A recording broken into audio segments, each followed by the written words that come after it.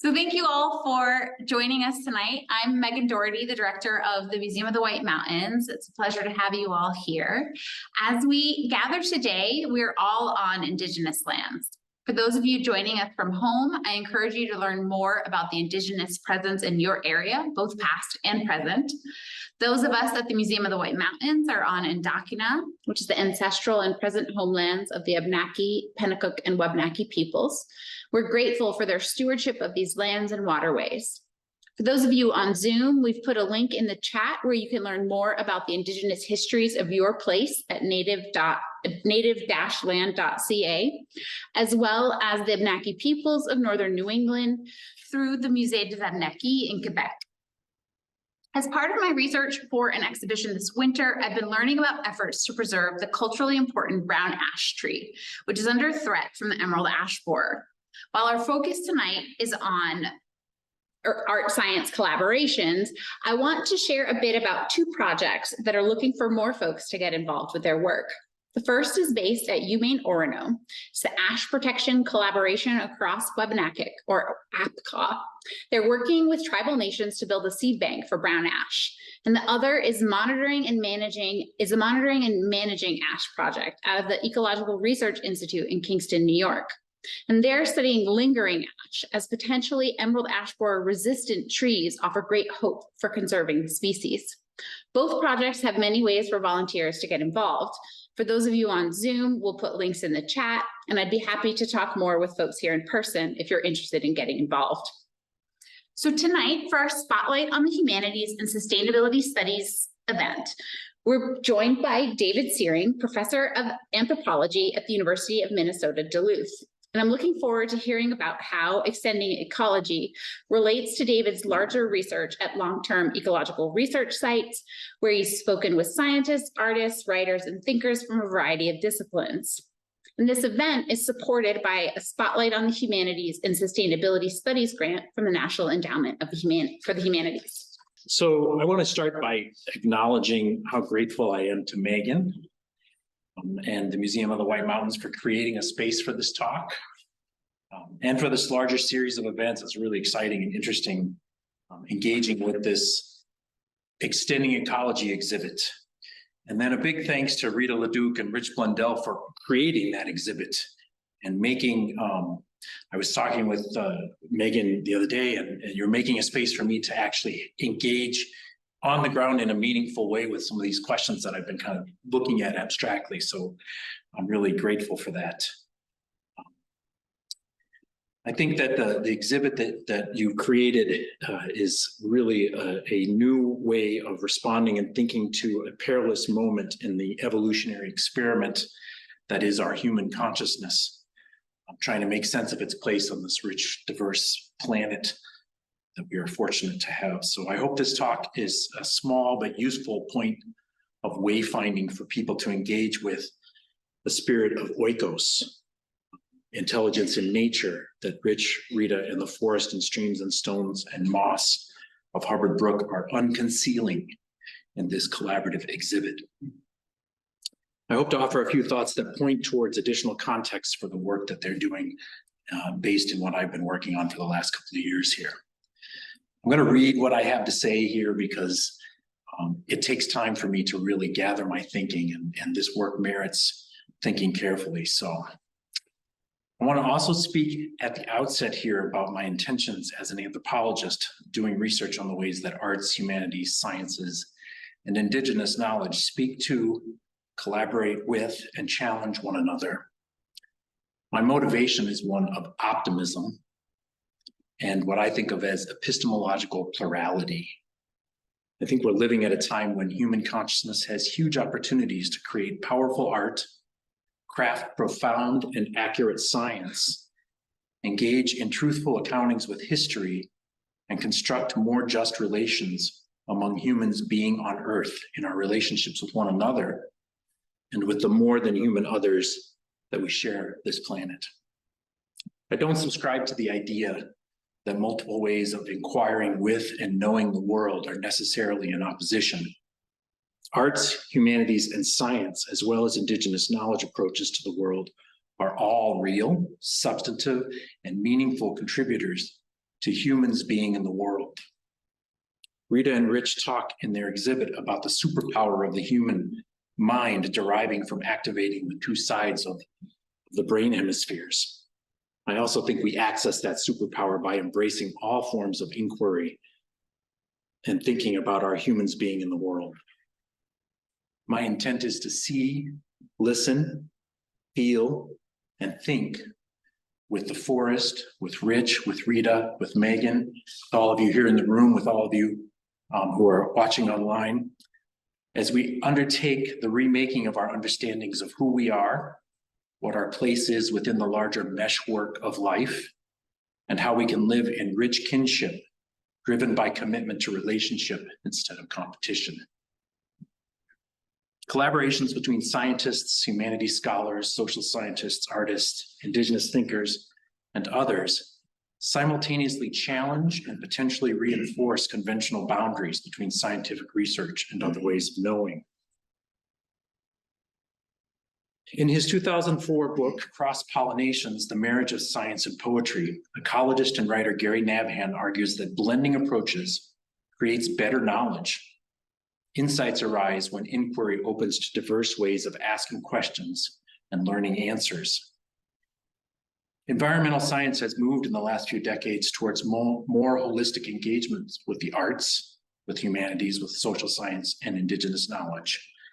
However, much of that work has seemed something like science accepting other ways of knowing only as far as they help confirm or tell the stories or visualize the findings of science. In the Oika framework discussions on the website, oika.com, Rich outlines one way to visualize the current state of art science, or sometimes what's referred to as art-sci communications. In substance, I would say, based on what I've been experiencing and thinking about for the past few years, the current conventional practice of art-sci sits somewhere near the middle of this diagram, with the majority of art-sci work asking disciplines other than science to popularize or publicize scientific findings. This is certainly a step towards integrating arts, humanities, and indigenous knowledge with the sciences. It's a start, but it's only a start. While some work in the art-sci world certainly expands out into some of the outer circles here, circles 2, 3, and 4, what I'm finding with my visits with scientists, artists, and ethicists, and others working at long-term ecological research sites is that there's a hunger for reaching towards the outer edges here of Rich's circles, not just because more is good, but because the world is burning. And we need to reach those outer circles to respond to the literally existential questions of who humans are in the larger meshwork of the world. As Christina Eisenberg, one of the people that I've talked to in my research, she works out in Oregon at the Andrews Forest Experimental, H.J. Andrews Experimental Forest, I gotta get those names right, and is a associate dean at Oregon State University. She runs a traditional ecological knowledge lab. She says, our world is burning up. This was a conversation I had with her last fall when I was out there doing some research. Our world is burning up, and the basic things that humans need to survive are being greatly challenged. For the last 200 years, it's been Western science that we turn to, and now we're like, well, Western science isn't enabling us to get ahead of this, so what do we do now? The traditional ecological knowledge that she works with, you can see how profound it is. This deep understanding from a systems approach of how the world works and how to live rightly in that world. This awareness that the world is always changing. So it's not a static model. Most of our management tools that our federal agencies apply are very static. It's like you cut this many trees. It's like a one-size-fits-all approach to all kinds of different ecosystems. And that's a big part of the problem. When I asked Christina if she thinks that we're in the midst of a paradigm shift, a radical moment of thinking that recenters new models, she said, yeah, it's a paradigm shift. And it's a paradigm shift that wouldn't be happening if we weren't in an ecological crisis. Crises have a way of doing that, opening up pathways that might not have been considered before. So I'm proposing in this talk that Rita, Rich, and the forest or up to in their playful work together, something that offers an important pathway beyond that staticness, that lethargy that has us baffled as to what to do now, and has our political, economic, and social systems stuck in loops that are not rising to the challenge of our times on Earth. So I want to take a few minutes to unpack the title that I'm offering for this talk. And as I do this, as I go through these slides, you're going to see pieces. These are glimpses of some of the pieces from the show that's upstairs here in the gallery. I have permission from Rita to show some of those in this form, and then at the end, I'm going to talk specifically about several of the pieces and kind of do a little bit more direct work with them. But to start with, I want to unpack some of the meanings of what I'm proposing to be talking about. I'll assume that we probably all have some ideas about these first three words of the title: arts, humanities, and sciences. We might not absolutely agree whether or where boundaries might lie between them, but any education that we've received thus far has offered some sense of what these disciplinary identifiers signify. Maybe by the end of this talk and our ensuing conversation, we'll have arrived at a space for questioning what each of these words might mean and how they connect. So I'm not going to do a whole lot with those right now, but I'll take up the subtitle that I offer here and unpack some of the meanings here, and maybe offer gestures towards a couple of sources that have ideas in them that have begun to link up in my thinking as I've been researching this arts, humanities, sciences in general, and that specifically align with the challenges and provocations offered by Oika and this extending ecology exhibit. I want to note that my larger project also engages with thinking about Indigenous knowledge in conversation with these topics, but today's talk is going to limit itself on that topic, both because there's so much that needs to be said that it should really be its own talk, and also because I'm talking about this specific collaboration upstairs that does not yet have what I would see as a substantive engagement with Indigenous communities directly. I'm going to leave that space for Rita and Rich and the Forest to approach in any of their future work that I hope will connect with Indigenous community members. And I know Hubbard Brook is eager to do that as well, and they don't quite know how to do that. That's not uncommon. Most of the long-term ecological research sites that I've been visiting have the desire to do that, and there are not clear pathways because that's fairly new terrain for Western science and for mainstream society to engage. So I'll take a few of these words apart a little bit to unpack what I claim is the territory of this talk. So emergent is a word that I think is interesting in all kinds of ways. Emergent means to rise up from or out of anything that surrounds, covers, or conceals, to come forth, to appear as if from concealment. It comes to English by way of the French, but farther back from the Latin emergere, which means to bring forth or bring to light, and to arise out or up, to come forth, come up, come out, rise. I really am interested in that idea of rising. The original notion of this word comes from the sense of something rising from a liquid, as if because of its buoyancy. So I'm proposing that this arts, humanities, science nexus work is buoyantly lifting something up for our human consciousness in ways that are surprising, perhaps unexpected, but like a piece of wood popping up in a stream, inevitably rising up. I used to play poo sticks with my kids from the book Winnie the Pooh. We would throw a small piece of wood into the water on one side of a bridge, hurry to the other side to see where and when the stick popped up, and it always did emerge, a tiny boat in the flow.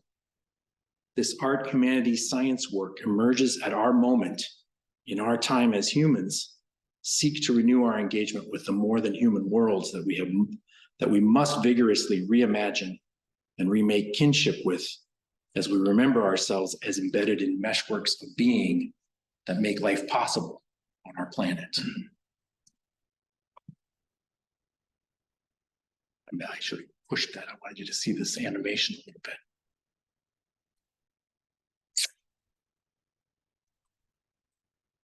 The next word, necessary.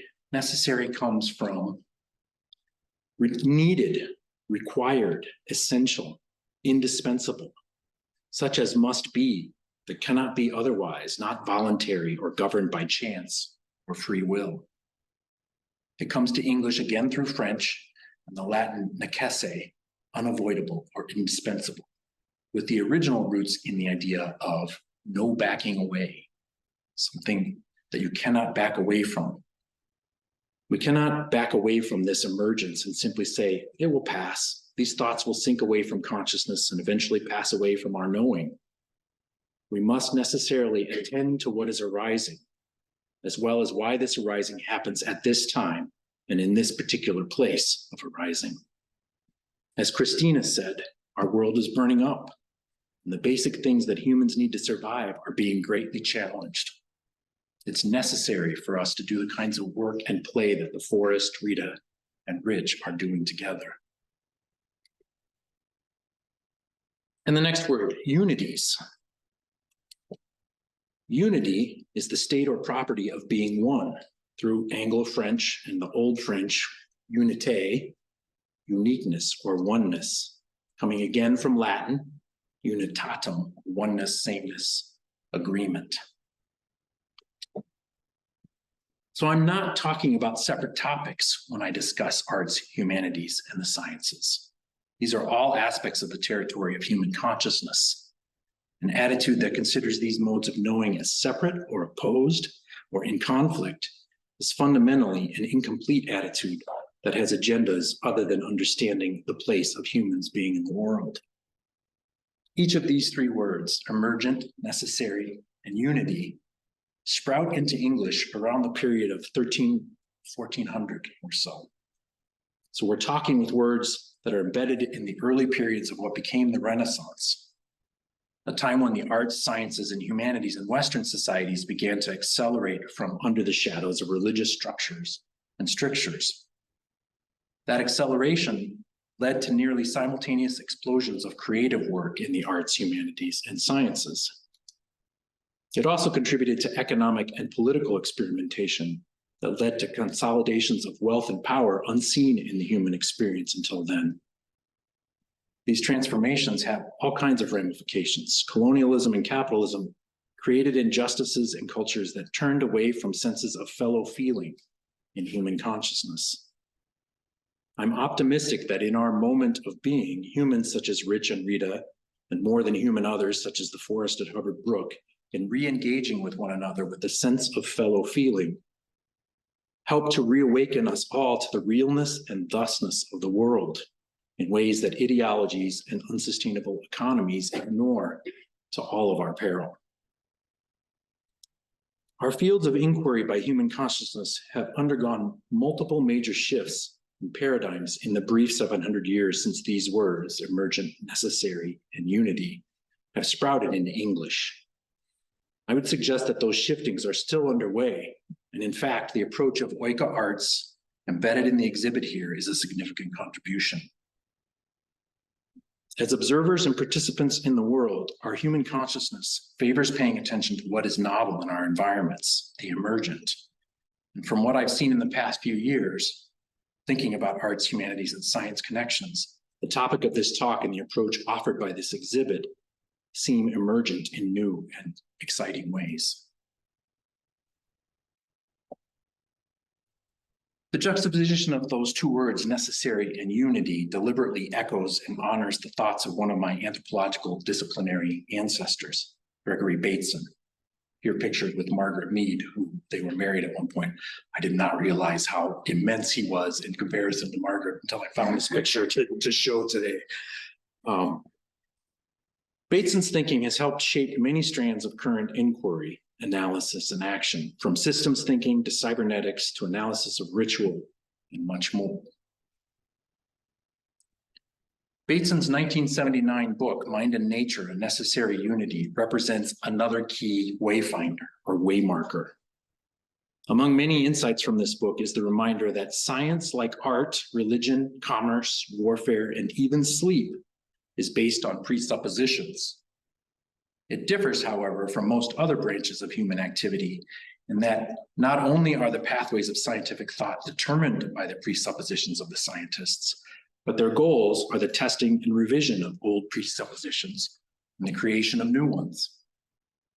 I'm going to argue that arts and humanities work, when they engage in their core intentions of unconcealing meanings and seeking clarity of knowing what our human place is in the world, also seek to test and revise old presuppositions and create new understandings of what it is that humans being in the world think we know.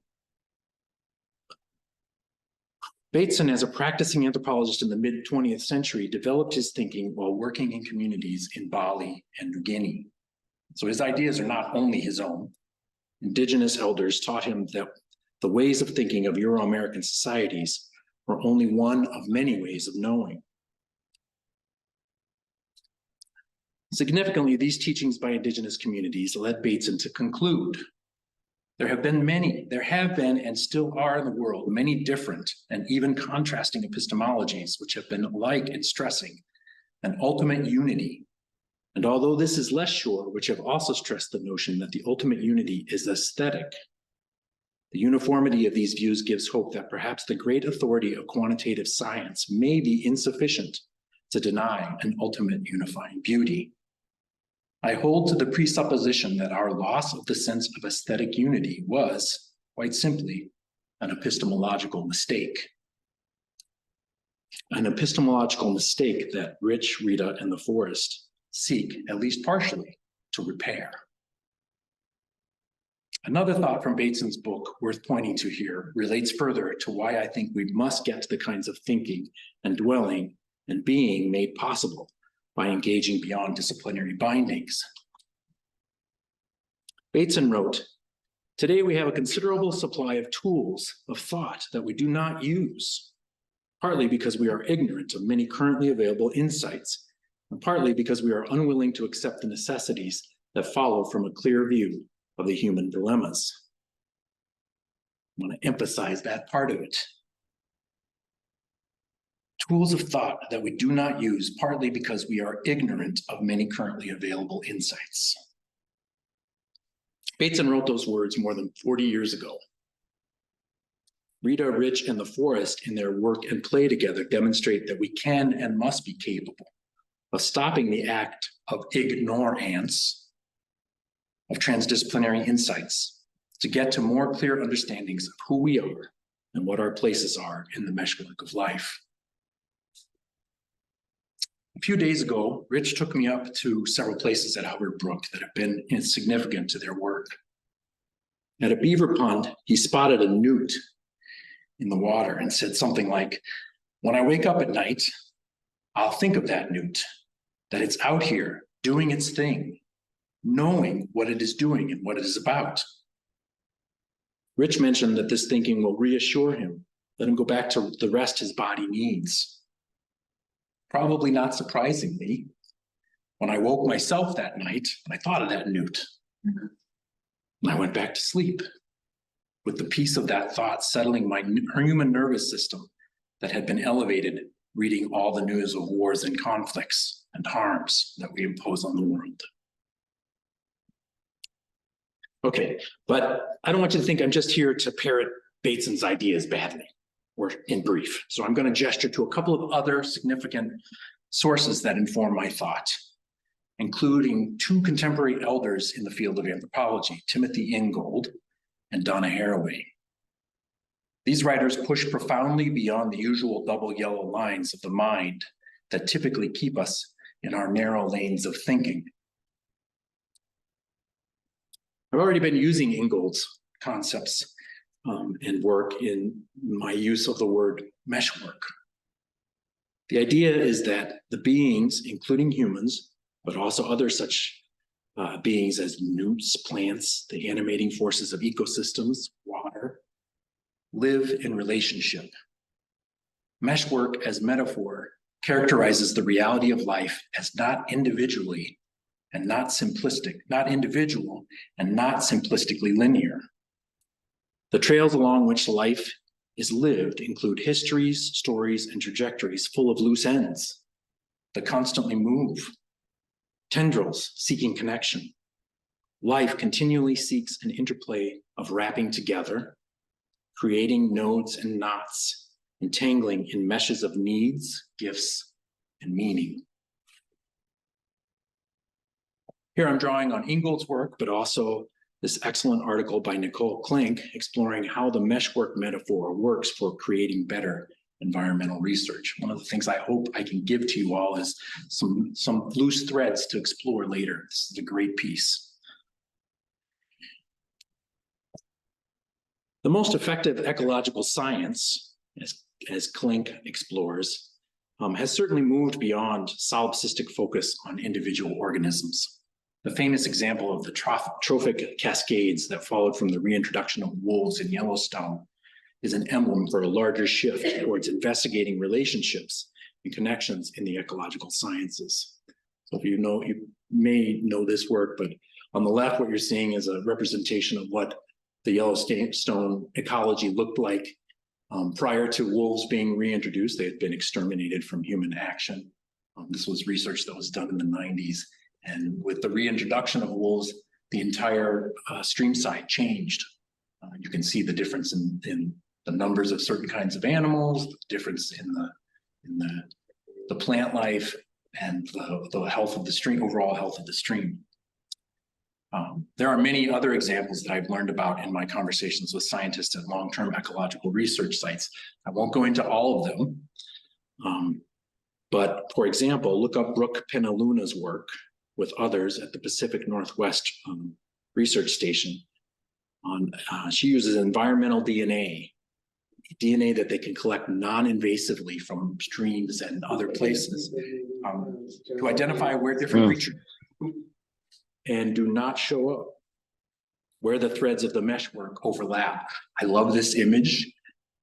Can you imagine what a world we would live in if we had collector's cards of scientists instead of athletes, or in addition, not instead maybe, but in addition to athletes?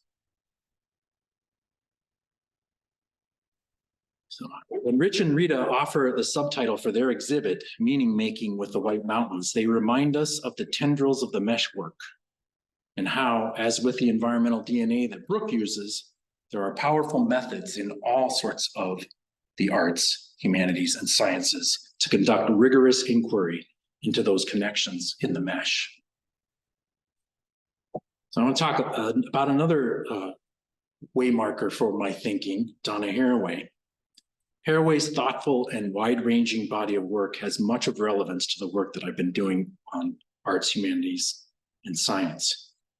But for this moment, in discussion of the work of Oika, I'm going to brush up against her concept of cultivating kinship, both with and among all humans, but also with and among more than human others.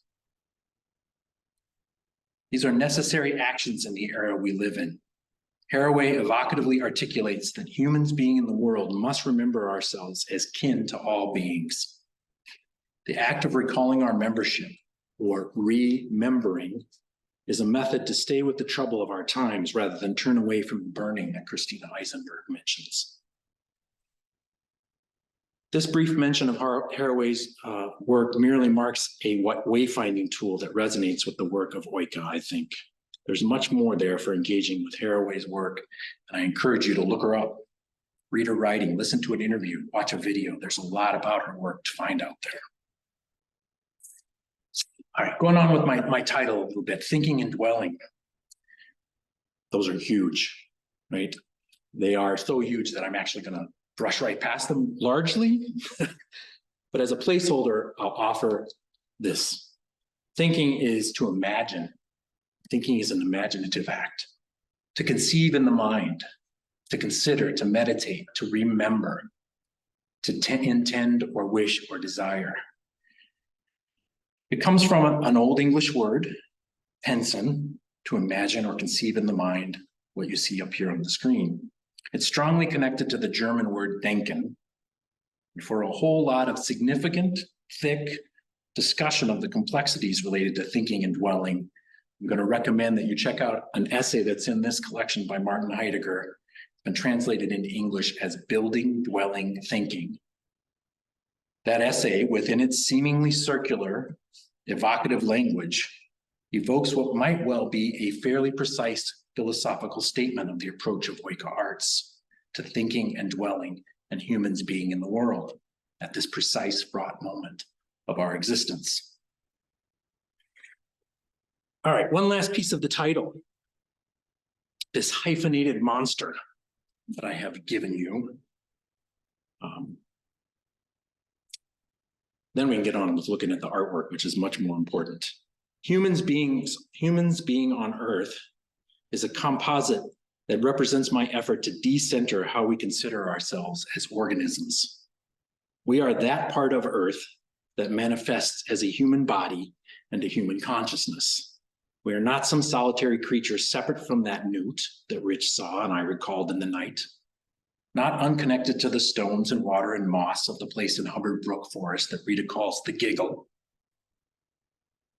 Oika, as an approach, remembers that without the streams, the trees, the mountains, and the other beings on Earth, there are no humans being on Earth.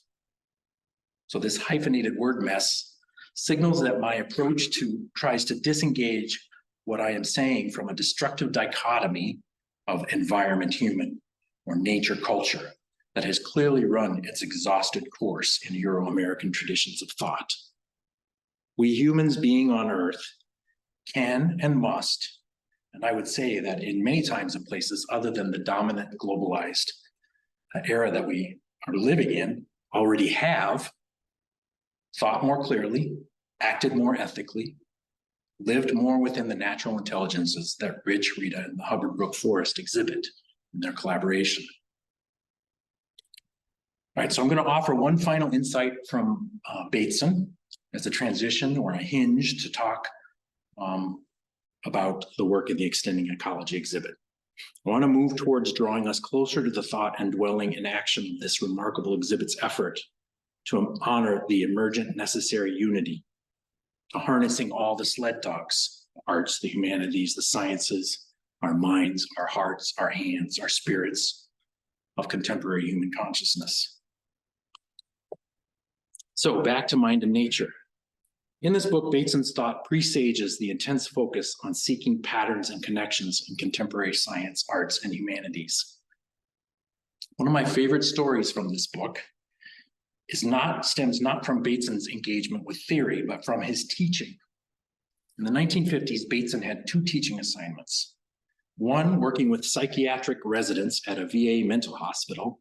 That's the 1950s following World War II, so you can imagine who those people were going to be working with. And the other teaching assignment was students at the California School of Fine Arts in San Francisco. So take a moment to absorb that. Right? Bateson was teaching both scientists and artists at the same time. You see the power in that? You feel that? This was in the 1950s. He challenged both groups of students with a set of questions that revolve around how we understand distinctions between what is living and what is non-living. For the psychiatrists, he framed these as an intellectual inquiry regarding the meanings of sacrament and entropy. So he made the psychiatrist have to think about what is sacrament and what is entropy. For the artists, he called them young beatniks, dating himself a bit. He framed this as a thought exercise focused on a cooked crab, which he set on the table and invited the students to examine, saying, I want you to produce arguments which convince me that this object is the remains of a living thing. Just think about that for a minute. How would you make that argument? In both cases, Bateson's emphasis was on asking the students to understand the pattern which connects. So, the famous source of AZ quotes online. This was not then and not now an idle classroom exercise. As Bateson writes, what pattern connects the crab to the lobster and the orchid to the primrose and all four of them to me and to you and all six of us to the amoeba in one direction and to the backward schizophrenic in another? He then says something crucial about our current moment, still relevant in our current moment in time, and why this work matters. What now must be said is difficult, appears to be quite empty and is of very great and deep importance to you and me. At this historic juncture, I believe it to be important to the survival of the whole biosphere, which you know is threatened. What is the pattern that connects all living creatures?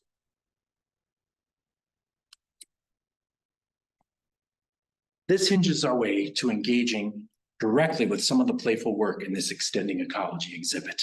I think of these two pictures, which I lifted from one of the panels up above upstairs, as Rich and Rita in their natural habitats.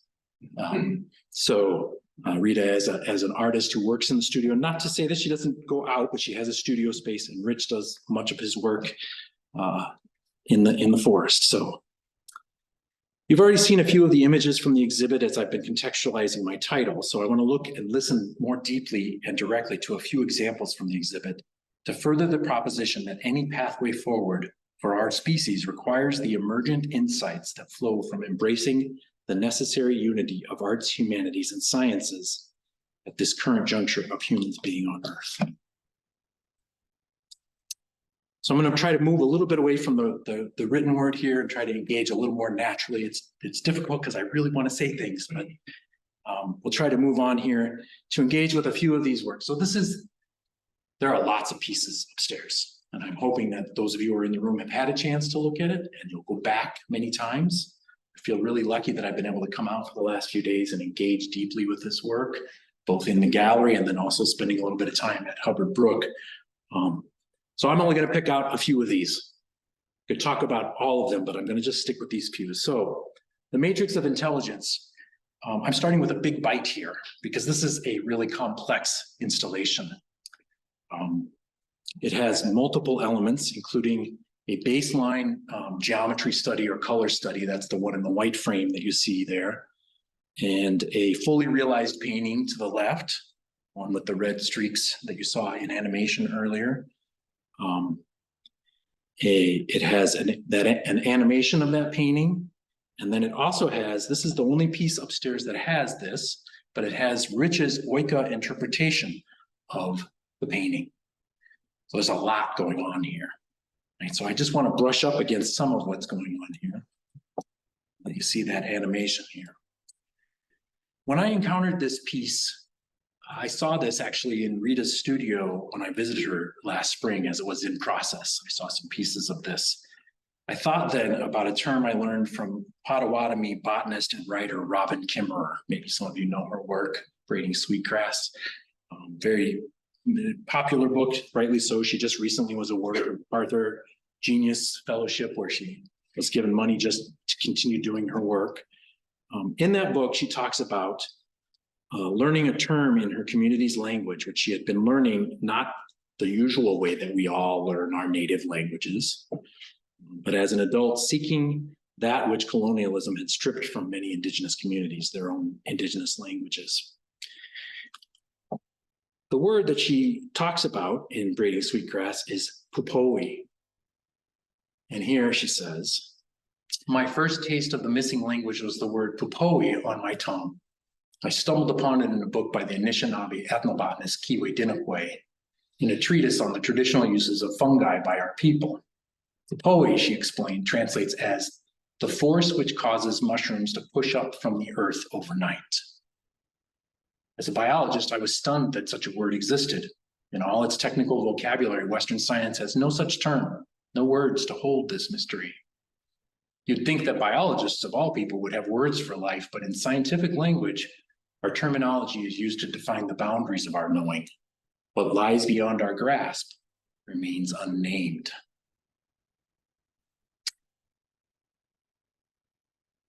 The complex installation that represents the life cycle of a mushroom reflects visually and viscerally on the very force of pupoi that drives the mushroom fruiting body into the air at night. It seeks a way around the lack of terminology in scientific work that Kimmerer highlights. While I was here looking at this exhibit on Tuesday, I spent a number of hours looking at it, and there were several other people in the gallery. And there was a young man who was in high school who was here looking at it, and they spent almost as much time looking at it. He was here with his mentor, And they spent almost as much time looking at the exhibit as I did. So I'm an anthropologist, I'm nosy, I ask people questions. So I asked if I could talk to them for a minute and just ask, what did you find compelling about this? You know, you spent a lot of time here. What's so compelling here? And the young man was really compelled by this particular exhibit. And he was interested in mushrooms, so that was part of it.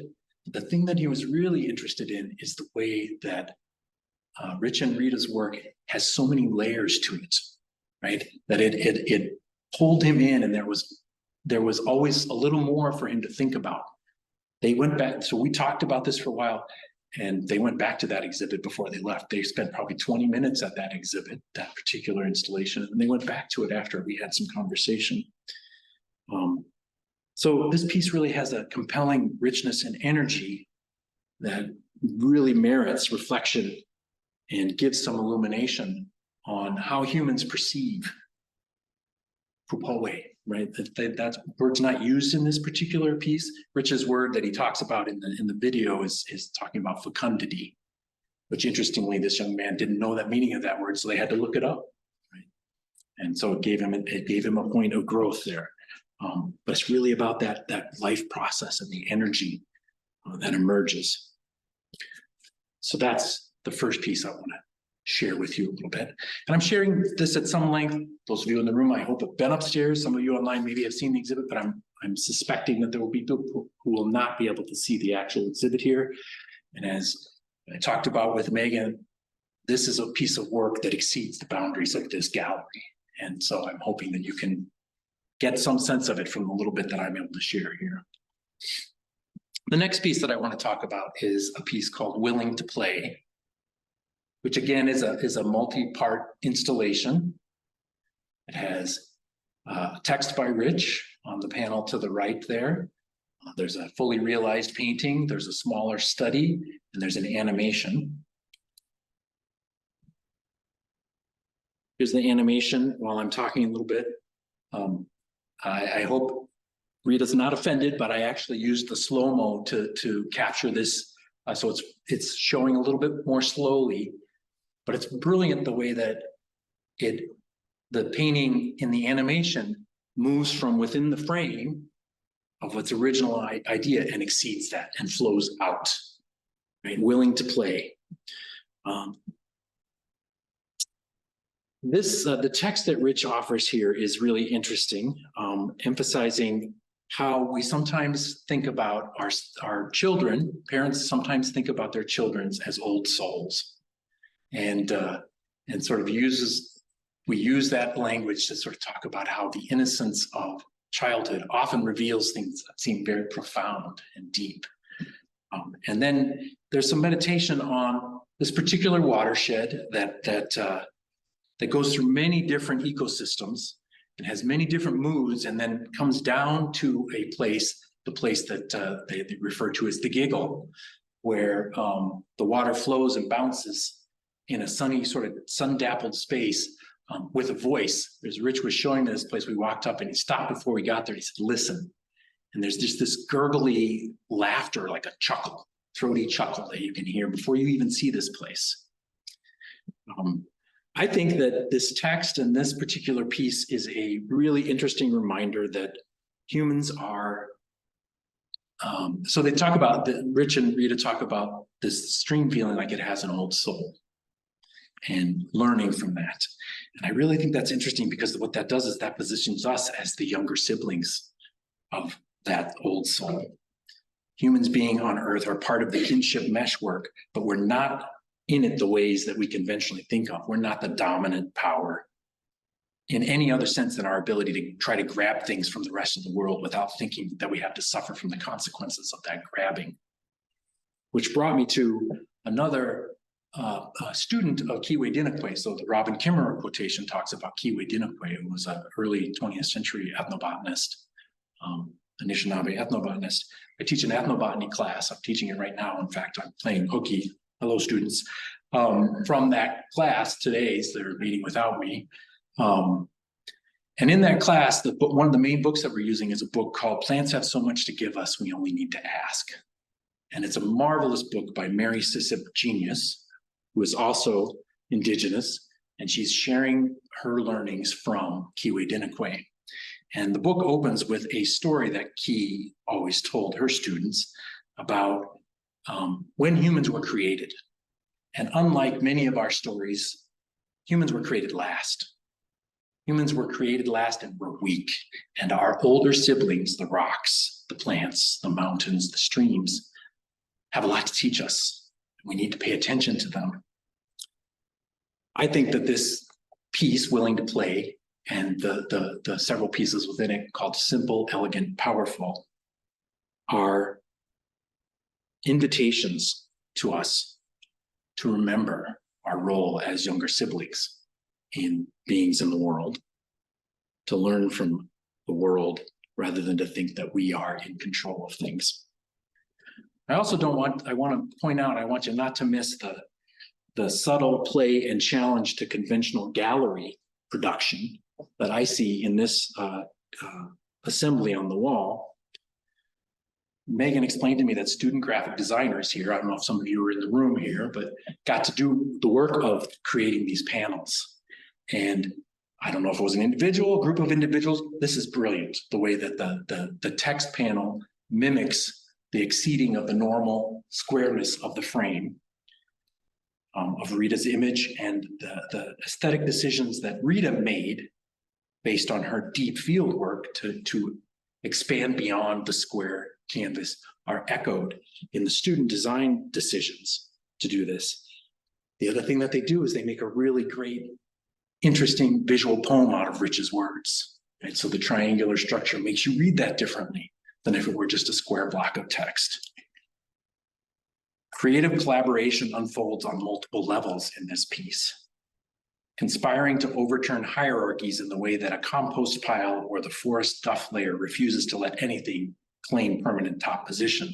Leaf becomes worm food, becomes worm poop, becomes molecules transported to the top of a maple to become the apical growth point that stretch to the sunlight only to fall to the ground again as leaves.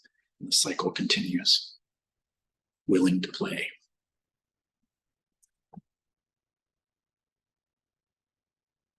There's the visual structure of the text panel. All right, so much great work here. I'm blowing past this pretty quickly, so hopefully we can talk about this a little bit after I highlight a couple more pieces. Intimate to infinite. So this is the when you enter the room, this is in a nook set back. This is an old church, right? So this is where the altar was for this church. So this is really a focal point of energy in the room. I'm a sci-fi geek. I watch a lot of Star Trek. That looks to me like the transporter alcove. And when I walked in there, I was transported, mind, spirit, to think about other things than what was in front of me in the room necessarily. This installation embodies an idea, I'll get to that, that was proposed by the human geographer Yi-Fu Tuan about the creative tensions between two scales that anchor what it means to be fully and happily humans being on the world. It explores the interplay between what Yi-Fu Tuan calls hearth and cosmos. And so the fire that we gather around and the stars that we look up to. Rich's text helps us here to think about these things and also the images that are around it. So from lying in a hammock, which is the image at the top there in the center, to contemplating elemental relationships of stone making that unfold over 200 million years, we move from the intimate of our own feet in the hammock to the infinite of 200 million years. That's not a time scale that we as humans really understand in our bodies. We can understand it a little bit in our consciousness, but it takes this act of contemplation for us to get there. And then what's this big yellow thing? So I didn't see the titles of these pieces that you see on the right when I first encountered this piece. So what is this? Ripples of disturbance in a stream? The map of a Lagunian Earthsea archipelago? The chart of the light and darkness of celestial space? a diagram of cellular structures, a wall-sized drawing of a mushroom. It's a teleportation alcove for the mind and art and spirits. There's also an interesting reversal of Hearth and Cosmos in the image and text that is the conversational partner that stands across from the altar space, or the space where the yellow wall is. If you look directly back the other way, you see this double image here that has the text. It has a really interesting reversal of the cosmos and the hearth. On the image to the left, in these so I'm talking about the image on the right here. The image to the left is an intimate shot of the forest floor. That coincidentally, I don't know if this is a secret, but Rich and Rita kind of had to do this at the last minute to find another image because something wasn't working in the exhibit, right? So these are the material exigencies of creating art exhibits.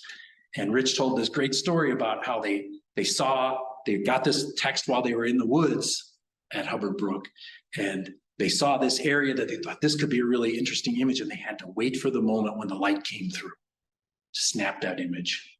So it's a very intimate, close image. At the same time that's what that is, the text that's on that wall is the cosmos. It's the big ideas of Oikos, right? It's all of the sort of beginning frames. There's lots of ideas, and you can go to the website and you'll find lots more, but it's all the sort of big picture ideas about what Rich and Rita and the forest and nature and the intelligence of nature is all about. So you've got this intimate image with the cosmos ideas. And on the other wall, you've got the intimate biographies of the three creators, Rich, Rita, and some piece of the forest description. That's that intimate content with the big image of celestial galaxies. Right? Brilliant. It's a brilliant conversation between these two spaces. All right. Lots more to say about that, but that's where I'll leave it for now. I want to talk a little bit about the collage pieces that are in the middle of the gallery. You'll see when you look here, you see these pedestals. These are pieces that are on these pedestals. And you can see these are just a sampling of them. And I had to take one image from the side to sort of show the layering.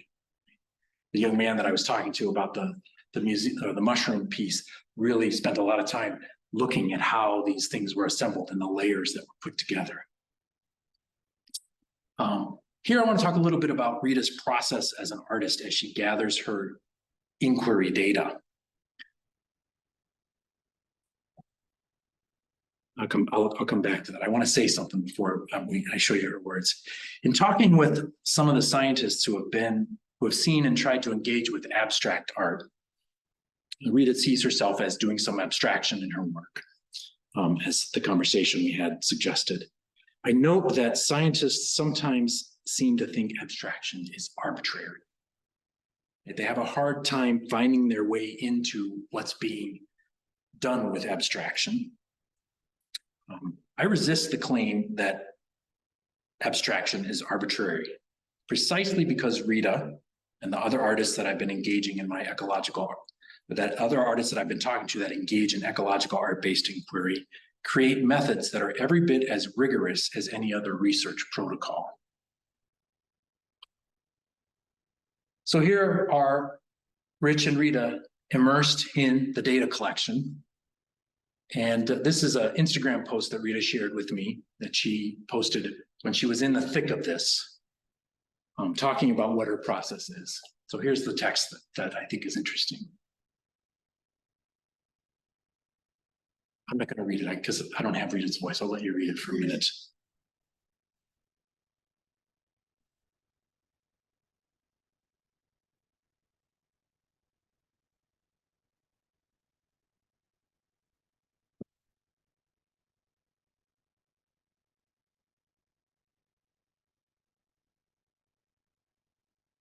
It's not a metaphor that she's using when she says data. This is data. This is the material, the empirically grounded, observed material that leads her to her conclusions, which are represented rather than being in text, they're represented visually.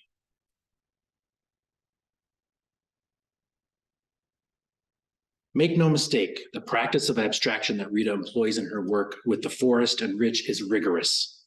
Grounded in a method she articulates clearly, here in a map that she sent to me today that maps out the process through which she and Rich and the forest collaborated with each other on scientific concepts, on visual concepts, on all kinds of work here. When I visited her in her studio in the spring, she showed me a meticulous set of study photos that she had collaged together to trace the light and color from the settled spaces of Nantucket. Rich and Rita also do some work on Nantucket. So the settled spaces of Nantucket to the intractable, untamed spaces in the surrounding woods and wetlands. The blue-grays of painted wood siding move gradually to the dark, wild generosities of greens in the bogs and in the woodland. The geometries and forms in these collages that she creates, go back to that image so you can see them again, are precise maps of light and perception grounded in empirical observations as surely as any graph created from a data logger stream of mathematical gibberish that requires a scientist to draw meaning from. Human consciousness is a sensor that can be calibrated and can be accurate. These pieces and this exhibit are evidence of that. All right, I'm going on longer than I wanted to, but you deserve to see this art. So can I go on for just a couple more minutes and then perhaps we can have some conversation. I want to talk about the site installations that take this exhibit beyond the boundaries of the white cube of the gallery.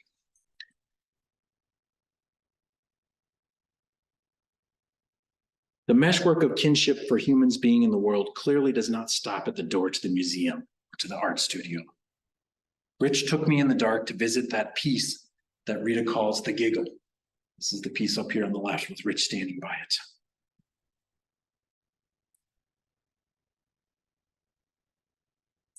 This is another dweller in the forest like that newt who knows what it's doing out there in the dark and thinks of being in the world at night. I think of this at night when my human consciousness needs a focal point to think about what we are about as humans. Rita's given to the forest her own playful work as a gesture to affirm kinship and reciprocity. On the right there, if you visit this exhibit, which you can visit, you can get to if you go out to the Hubbard Brook Forest. This on the right is what you get when you scan the QR code that's there.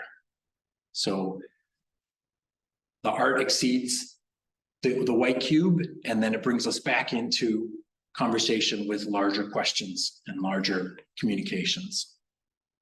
This is a great piece, and it was so wonderful to go and walk up to it. And Rich knew where we were going. I didn't. I was tripping over sticks, and it was raining, and it was worth the walk. Right? It was a reward to put that energy into visiting that site. I went back out a few days later to Hubbard Brook to visit the installations. There are a couple of installations that are much easier to get to. They're quite close to the headquarters, and the Mossy Catwalk is one of them. It's located near the stream where a data logger is there on the tree.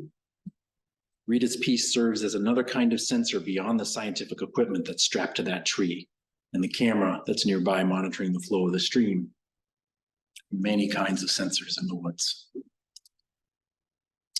So I've gone on longer than I wanted to, you time how long it takes to read things, and it always takes longer. I want to end here with pointing to these two websites where you can go on for more conversation, more information. And then thank you for listening in the room. Thank you online for listening to me drone on for so long. I hope we can take a few minutes to talk. Thank you, David. That was wonderful. I have to say, I don't think I've ever had someone so, Rich is here and Rita's on Zoom.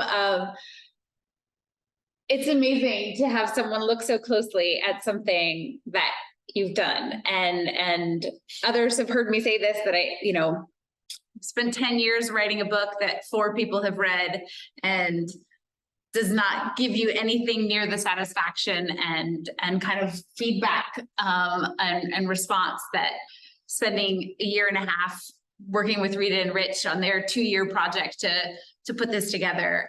It's really amazing to have you here and to hear you think with us. We feel seen.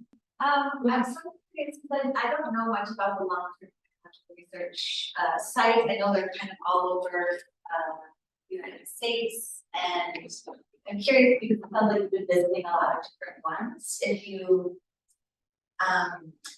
If you can talk about some of the differences between them and some of the art-sci work being done here that you've noticed. I mean, I'm very curious, like, does the ecology sometimes change what's type of work? You know, is that maybe a source of some of the difference versus what's going on?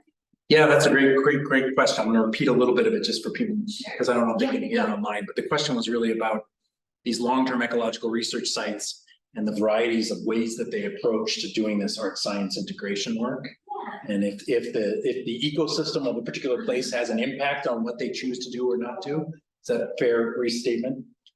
So I'll say I think there are 28 of these LTERs in the United States, in North America.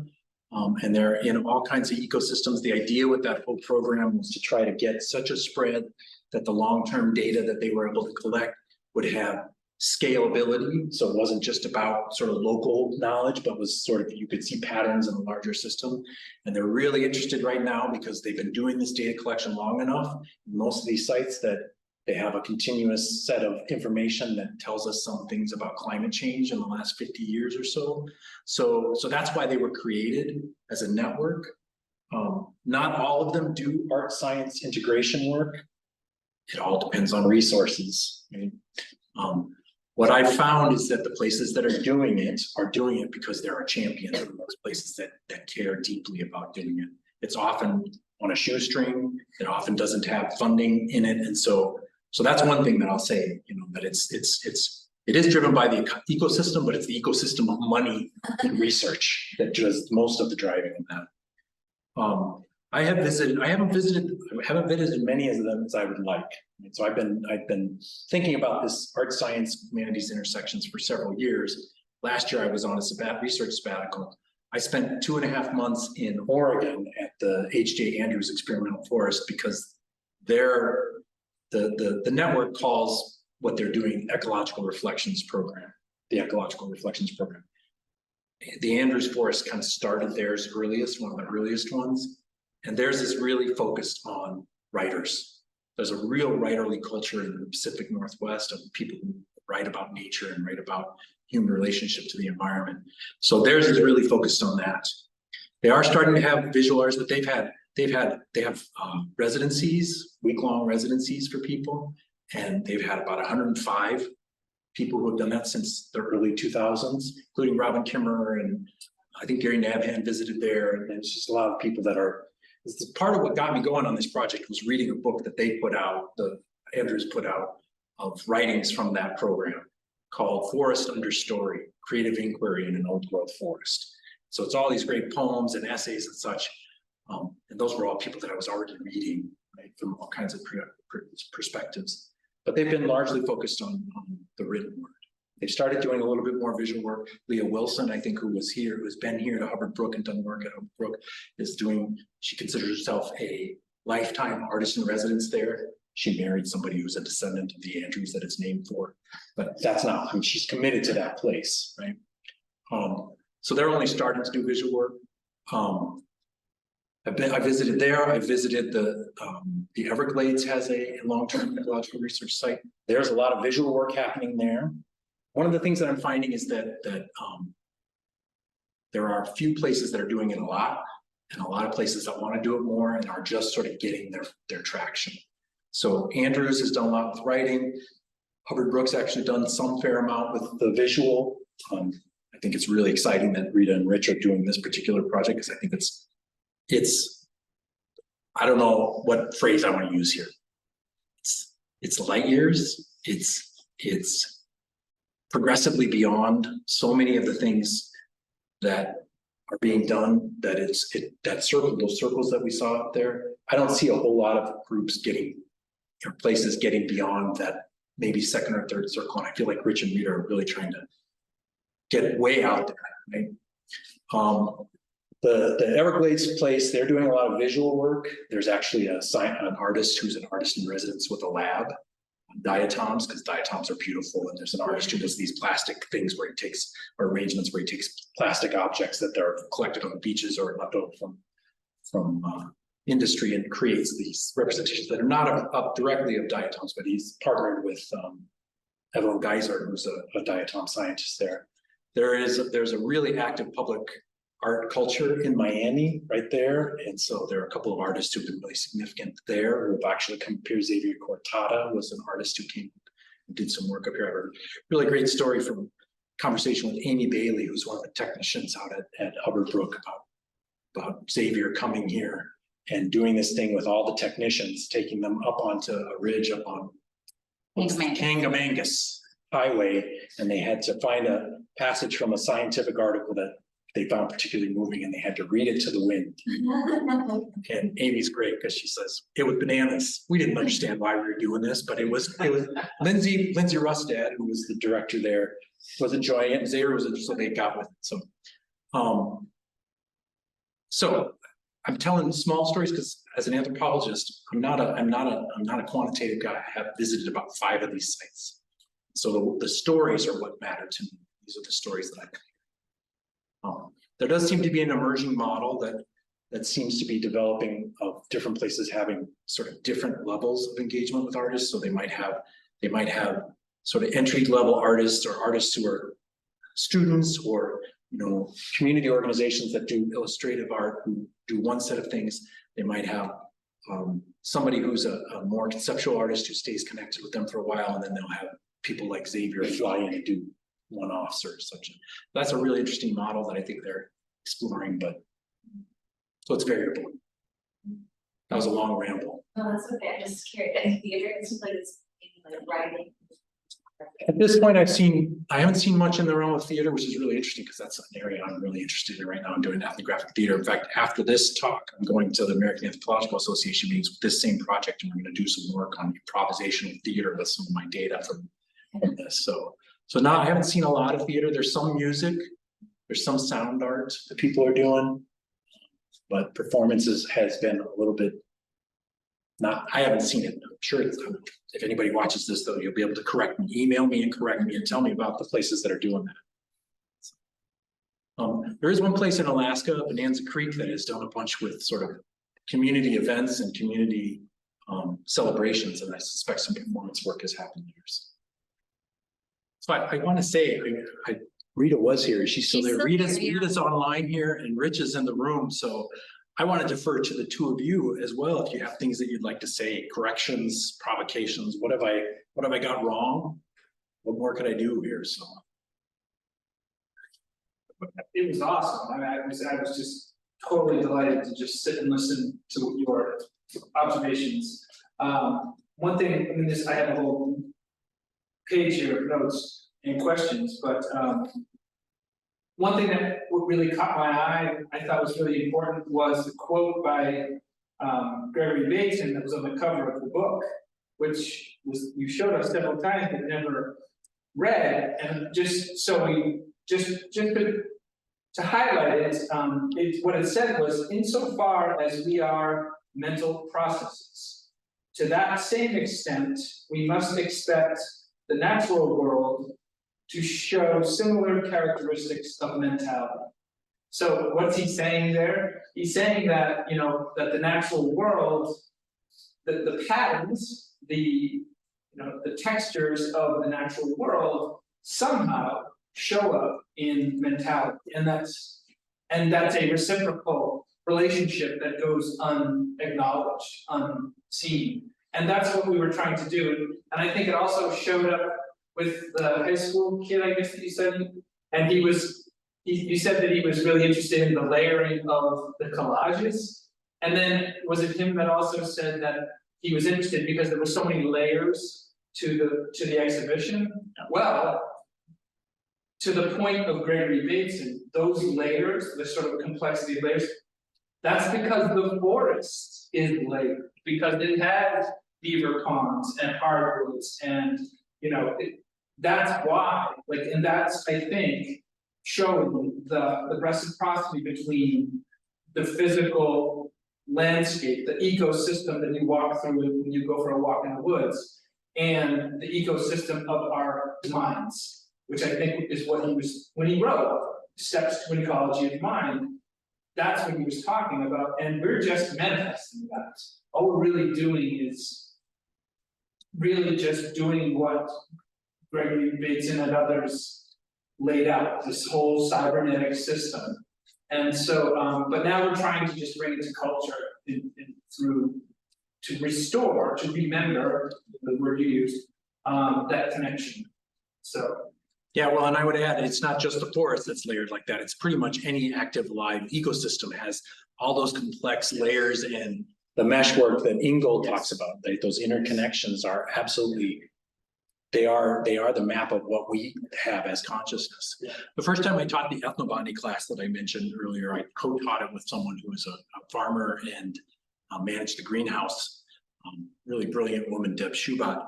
And the thing she said to the students on the first day when we were just kind of doing around and talking about why are you in this class? Why are you taking time to talk about plants and humans? She said, I'm interested in plants because I was one once. Right. So, and that's what, right. That's a more colloquial way to say all that Bateson says on the and the pattern that connects, which is what he was also, there is one that connects, that's the pattern that connects. You know, so. Yeah. Great. Thanks, Rich. Rita, you wanna weigh in? So Rita's put in the chat that like Megan, I'm a bit floored and just so grateful for your time, energy, and participation, David. I'm sitting in the feeling of extending right now, plus some sadness for not being there in person. Thank you for digging into the layers as well as adding your own. It's been a pleasure. It's really, this has been, you know, you don't often get to leave your semester while you're teaching. This has been like this oasis of thought and being and engagement for me. So I'm grateful. And it's not the end, right? I intend to stay. This is my work for the next period of my life. I don't know how long I'll get, who knows, but so I'm going to be talking with Rich and Rita and Megan and hopefully some of you as well. So.